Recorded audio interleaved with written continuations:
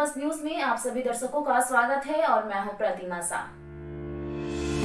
उत्तर प्रदेश के पशुधन एवं दुग्ध विकास मंत्री धर्मपाल सिंह ने कहा है कि गौशालाएं आत्मनिर्भर बनेंगी। दूध के साथ गोबर भी खरीदा जाएगा।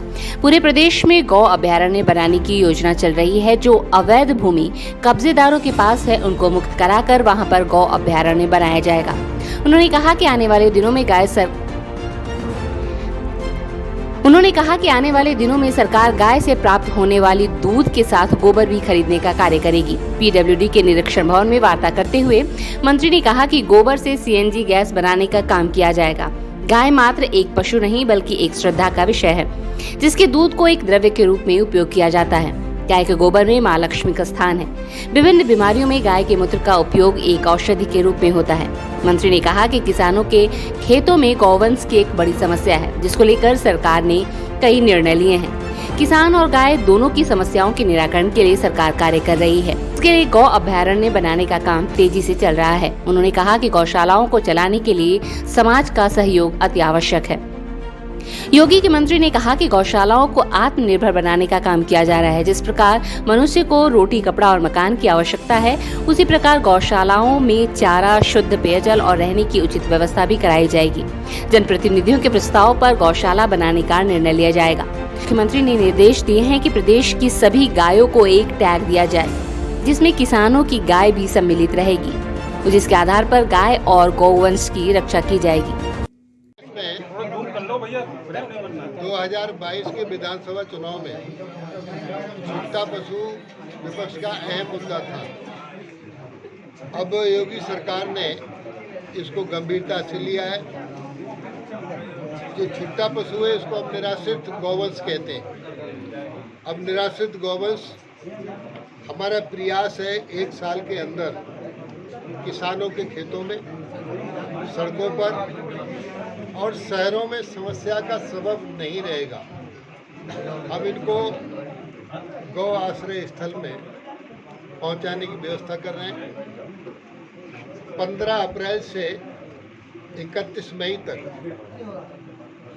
संपूर्ण उत्तर प्रदेश में भूसा अभियान कलेक्शन का एक अभियान चला रहे हैं। हर जिले में भूसा बैंक स्थापित कर रहे हैं।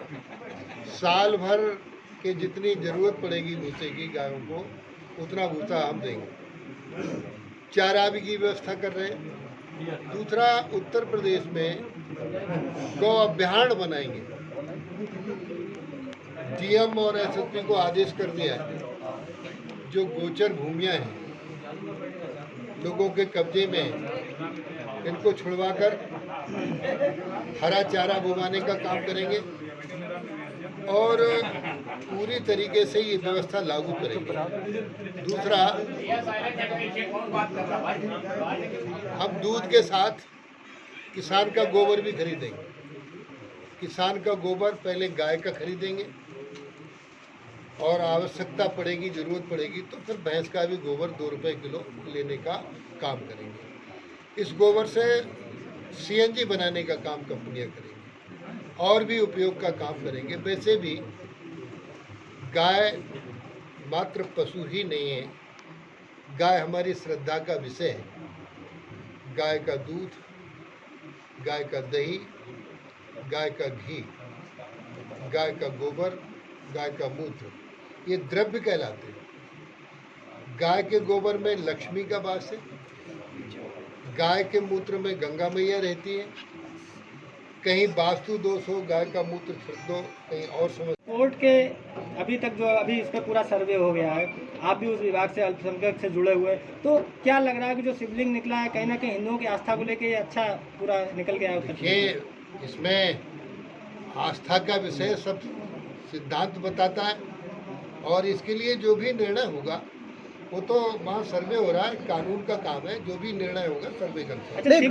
विपक्ष जो है वो शिवलिंग को फव्वारा बता रहा है, तो कितना इसमें? अब विपक्ष क्या कहेगा? शिवलिंग को कोई फव्वारा बताने से? शिवलिंग तो एक बहुत, देखिए, जहाँ जल है वहाँ शिव है और जहाँ शिव है वहाँ कल्याण है। कल्याण को कोई मंत्री, ताजमहल को लेके बवाल चल रहा है कि ताजमहल इसकी जांच होनी चाहिए, ताजमहल की जांच होनी चाहिए। देखिए, ऐसा है, मेरे पास ये अल्पसंख्यक विभाग है। अभी हम इन लोगों को इस समाज की भी हमारी चिंता है। हम मदरसों की शिक्षा को राष्ट्रीय शिक्षा से जोड़ रहे हैं, NCERT की शिक्षा दे रहे हैं।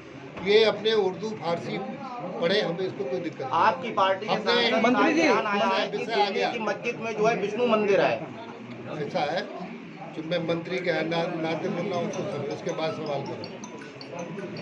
मदरसा की शिक्षा में आमूलचूल परिवर्तन ये करेंगे, इनको राष्ट्रीय धारा से जोड़ने का काम करेंगे।